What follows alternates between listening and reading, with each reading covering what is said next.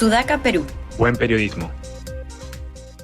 Buenas tardes, estamos miércoles 8 de junio y tenemos un episodio más de su podcast Debate, el podcast de opinión y debate de Sudaca, Perú. Como siempre, estoy acompañada de Josefina Tausen y Carlos León Moya. ¿Qué tal? ¿Cómo están? Hola Fátima, hola Carlos, hola. Hola.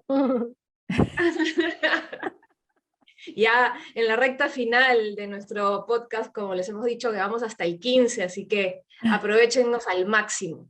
Y bueno, el día de ayer y hasta el día de hoy han habido muchísimas noticias, ha habido mucha convulsión porque tenemos a un exministro como Juan Silva, al cual se le ha dictado ya prisión preliminar, además del impedimento de salida del país que ya tenía, y está en este momento, según su abogado, a buen recaudo, pero eso en mi pueblo se llama estar prófugo, pues no ha habido eludir a la justicia, ¿no?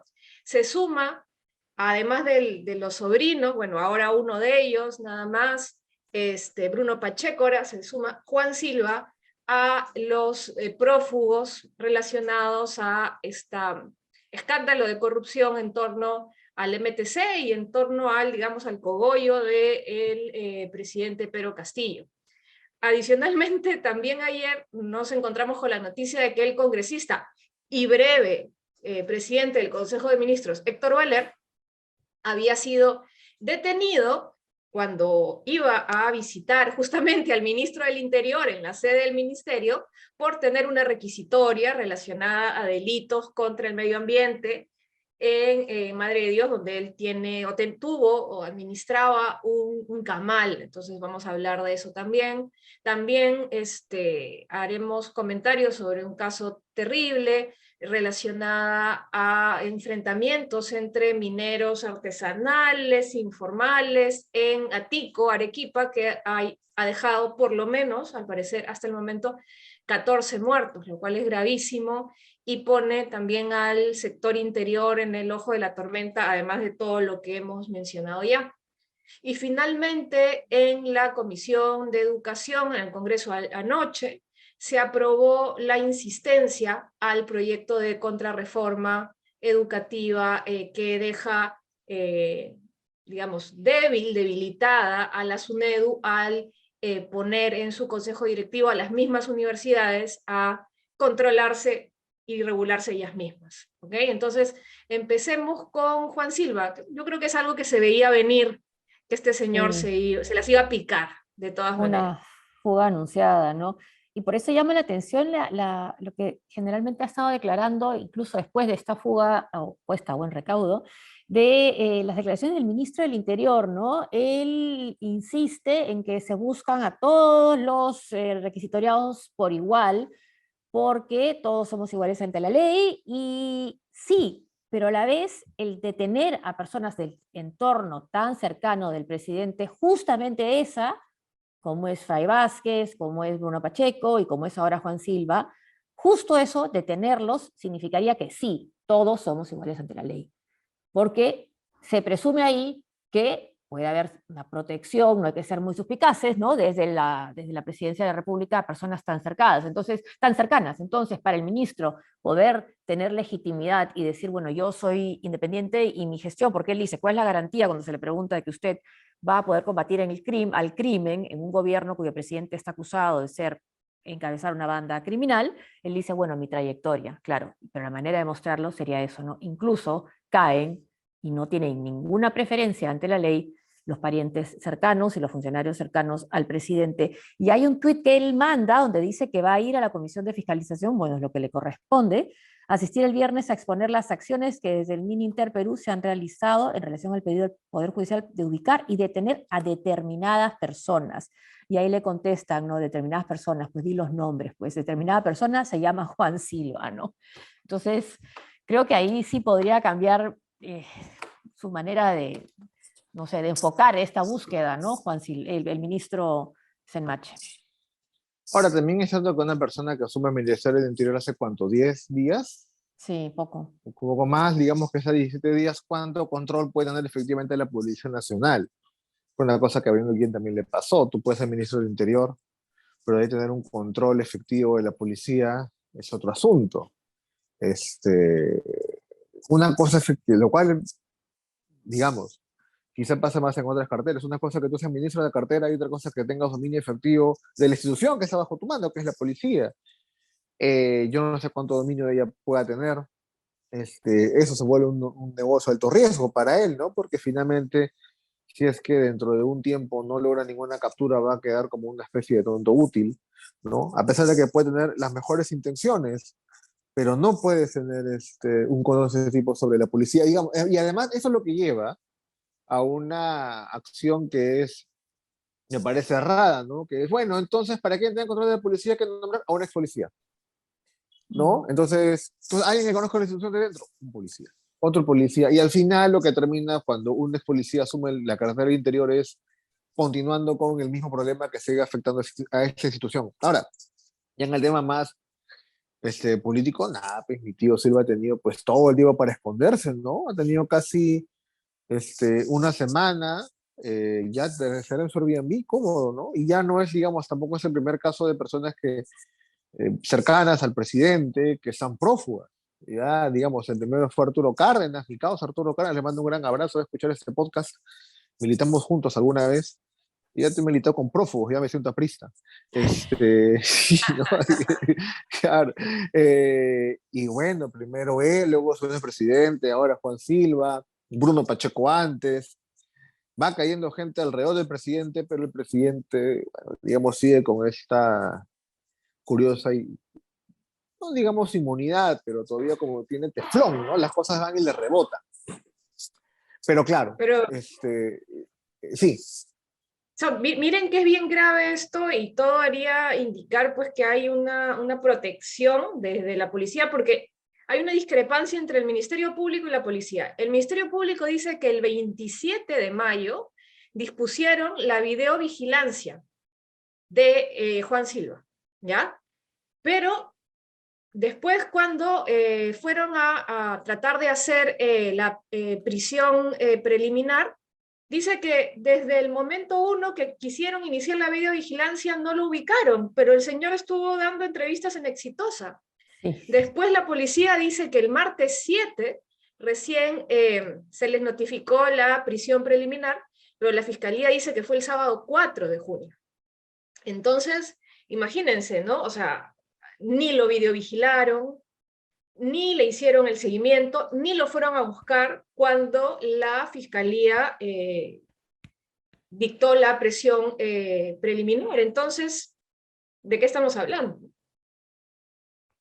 Sí, y eso que dice la presidenta del Congreso, he visto que está diciendo que sus audios han sido una cortina de humo, ¿no? La fuga del exministro Juan Silva no tiene justificación, han creado las cortinas de humo suficientes para facilitarle la huida. El ministro de Exterior tiene que dar explicaciones ante el Congreso, sí, eso sí, pero creo que ya más bien debería enfocarse en el contenido de sus audios, ¿no?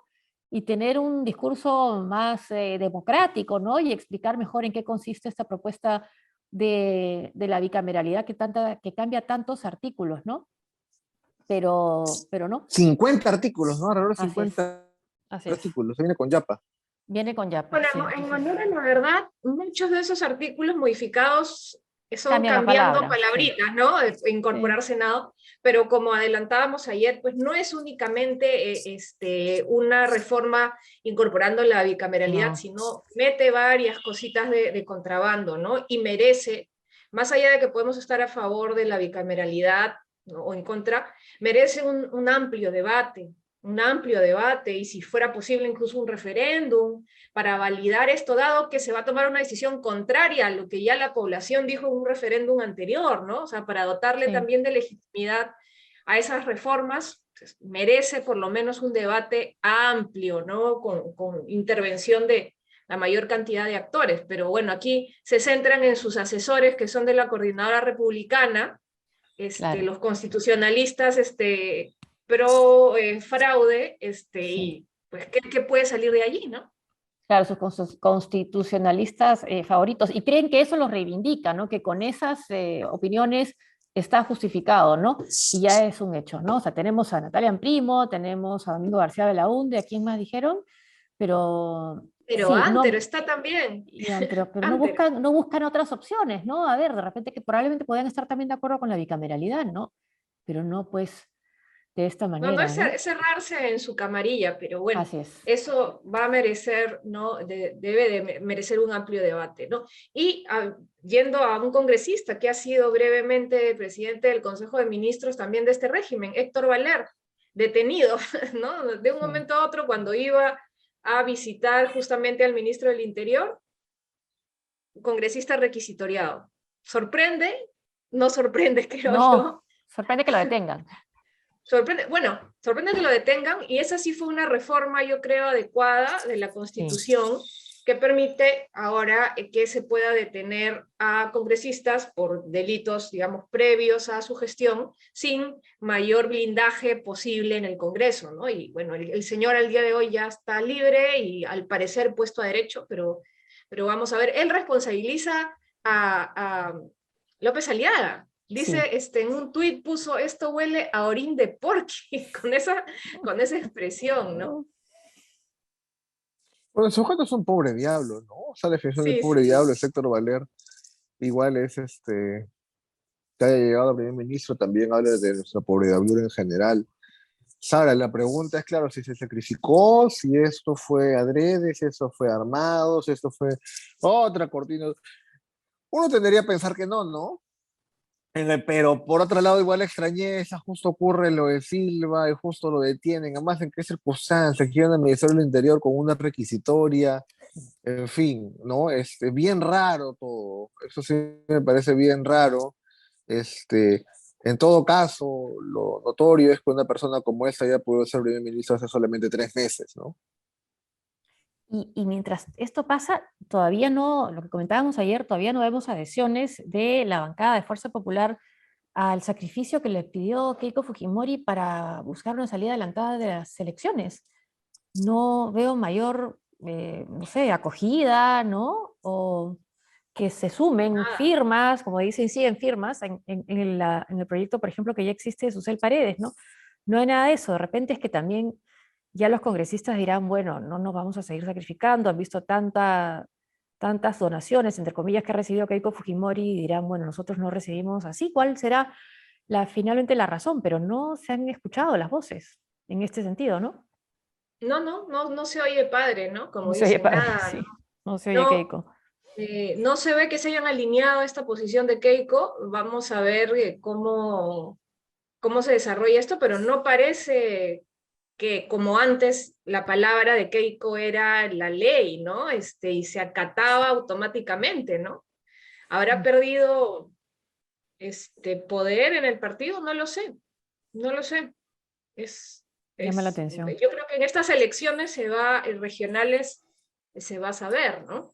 Y por otro lado tenemos pues esta lamentable noticia del conflicto minero que ha dejado 14 muertos, que habrían sido, según la República, acribillados, ¿no? Por el conflicto minero que tiene que ver con la posesión de terrenos donde se extrae oro, en Arequipa, en Atico, Carabelí. La verdad, tierra de nadie, ¿no? Es lamentable que los cuerpos incluso estén tirados ahí, ni siquiera llegan las autoridades para poderlos levantar. Sí, y las personas, yo no he visto las imágenes, pero en Twitter estoy viendo que Patricia Montero, Rosa María Palacios han visto las imágenes y dicen que no las van a publicar porque son pero muy duras, muy crudas y Fuertes, que hay sí. muy fuertes, ¿no? Y que reflejan, dice Patricia Montero, con crudeza y crueldad, la ausencia total del Estado. Sí, pues un lejano oeste, lejano sur, no tierra de nadie. Sí, igual, digamos, no es un conflicto usual que se, digamos, mineras o mineros contra, digamos, comunidades contra policía, es entre mineros, pues, ¿no? Sí. Es entre dos mineras informales, si bien he leído bien en la República, es otro tipo de conflicto un poco más inusual al que estamos acostumbrados. Sí, Y y primero yo creo que el tema de la crisis económica, la crisis agrícola también sabemos que tiene como una de sus consecuencias que la gente que se dedicaba a jornadas agrícolas termina también yendo hacia actividades ilegales como la minería ilegal, el sembrío de hoja de coca, y muchas otras, tala ilegal de madera, en fin. Entonces también es algo que de repente va a ir en escalada si continúa la crisis. Y aquí también tiene que ver con el abandono, de siquiera sanear el saneamiento de los terrenos, ¿no? Aquí en Ica, ¿no? Que es el origen de muchos problemas, desde el tráfico de terrenos, y ahora que se agarren a tiros entre mineros ilegales, ¿no? La situación política en Arequipa, ¿no? También que ha asumido la gobernadora regional Kimberly Keile Gutiérrez, porque el gobernador fue detenido. Entonces también hay una crisis política, y además, ¿qué gobernador, no? Súper cuestionado, ¿no? Cáceres Yica. Entonces también ahí hay una Sí, sensación de desgobierno, ¿no? Quiero que, ¿quién decía, Gonzalo Banda, ¿no? Que esta figura de los gobernadores regionales y todo lo que habíamos visto de corrupción y de mala gestión había llegado también a la presidencia de la República, sí. ¿no? Y bueno, digamos, el caso de la minería informal, eso no entierra a nadie hace muchísimos años. O, madre de Dios, es el caso más palpable. No hay, hay una ausencia del Estado que tiene ya muchísimos años, más de 10 años en todo caso, en el caso de La Pampa, alrededor de Puerto Maldonado. Y eso se va a pasar por todos los gobiernos, de izquierda, de derecha, centro, y no pasa absolutamente nada, ¿no? Y más bien, claro, a veces la lógica es económica, ¿no? Es minería informal con todo lo que bien, crimen, trata de personas, contaminación, y el argumento es, bueno, pero genera ingresos. Bueno, pero pues, no, hay una lógica económica. Bueno, pero la gente genera ingresos, pues, ¿no? E incluso hay una lógica economicista en parte del Estado para permitir que esto ocurra. Bueno, pues genera trabajo, ¿no? Y es un tema súper, súper grave, al menos en Madre de Dios, no sé cómo sea exactamente el caso bueno, también es el caso de la Rinconada en Puno, no sé cómo sea el caso de Arequipa concretamente, pero esos son los casos en los cuales el Estado ha dejado pasar y ha renunciado a su propia labor, ya ni siquiera de fiscalizar, de poner un mínimo de Estado de Derecho, porque genera ingresos, ¿no? Ya, que gane la gente plata, ya veamos qué hacemos después. Sí, y mientras tanto, ¿no? Se dan estos enfrentamientos que terminan con por lo menos 14 vidas, que podrían ser muchas más, según los reportes, y soportando otros delitos, como tú bien decías, como la explotación sexual, la trata de personas, ¿no? Y años que esto viene así y ningún gobierno ha sido capaz de enfrentar esta minería. Y ni siquiera estamos mencionando el daño ambiental, ¿no? Claro, ¿no? Que es Claro, pero sí, devastador, ni siquiera. sí, pero claro, además, y hace un poco lleva sobre mojado para un ministerio como el del Interior, ¿no? Que recién llega, le toca. No es que eso sea responsabilidad directa de él, pero igual o sea, si la Y policía, todo. ¿no? Los reportes dicen, oye, la policía no quiso recoger los cadáveres. Ya, pues es tu ministerio, entonces se le escapa a los ministros, se le escapa al secretario general, ahora la policía no ni siquiera interviene en un conflicto de ese tipo. Tienen, ¿no? Una papa caliente entre las manos, y creo que también responde al deterioro que el propio presidente Castillo generaba en la policía en los últimos meses.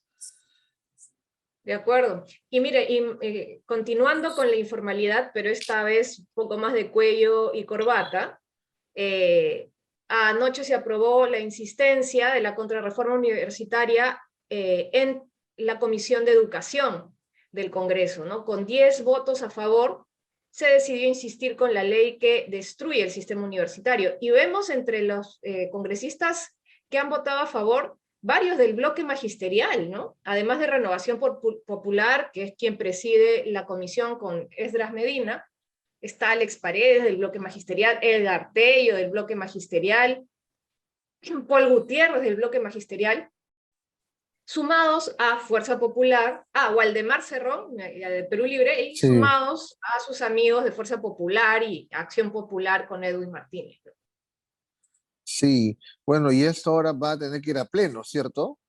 Sí, tiene que ir Y a es en pleno, pleno claro, y y ahí ahí en pleno ver, ¿no? igual, lo más probable es que ocurra lo mismo, ¿no? Es que corroboren esta contrarreforma y se le terminen bajando, y ahí los 10 de SUNEDU, como los de papel y los de debate, van a estar contados. Sí, totalmente. Y lo grave también fue que ayer quisieron ingresar a dar su opinión líderes universitarios, ¿no? Y no les permitieron tomar la palabra ni opinar. Yo creo que eso muestra y deja en evidencia que les importa poco la suerte de los universitarios, sino más bien de los empresarios detrás de la educación. Así es. Y es finalmente ellos son los que tienen, pues, no solamente por eso tienen hasta representación parlamentaria. Entonces pueden hacer ese tipo de cosas con un costo relativamente bajo, ¿no? Porque, digamos, tampoco hay muchas protestas al respecto. Pueden hacerlo sin mucho dolor. Sí, en este contexto que todo está convulsionado, va a pasar, yo creo, piola, y no creo que origine, pues, marchas que hubiera originado un par de años atrás, tal vez, ¿no? Sí, Y bueno, efectivamente. ya estamos en los 20 minutos, terminó la edición de hoy, ¿no? Seguimos en la cuenta regresiva, Sí. pero continuamos fieles hasta el 15 de junio, como siempre, ya saben, en tanto sigamos, nos pueden seguir en todas las redes sociales de Sudaca Perú, eh, tanto en Twitter, Facebook, YouTube, Spotify, SoundCloud, y nos encontramos nuevamente el día de mañana. Chao. Nos vemos, cuídense. Hasta el día de mañana.